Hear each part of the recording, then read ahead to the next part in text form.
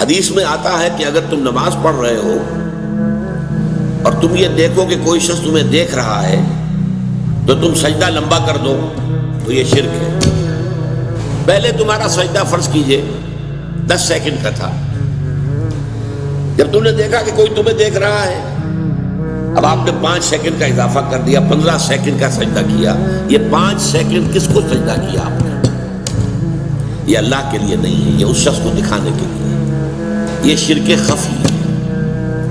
ظاہر بات ہے کہ اس کو ہم دیکھ نہیں سکتے، اس پر فتویٰ نہیں لگ سکتا، یہ دل کا معاملہ ہے، اندر ہی اندر کا معاملہ ہے۔ اس میں صرف سمجھایا جائے گا کہ دیکھو بھائی یہ بھی شرک ہے۔ حضور نے فرمایا کہ شرک خفی کو پہچاننا اتنا مشکل ہے جتنا کہ کسی گھپ اندھیری رات کے اندر کسی سیاہ پتھر پر چلنے والی سیاہ چیونٹی کو دیکھنا مشکل ہے۔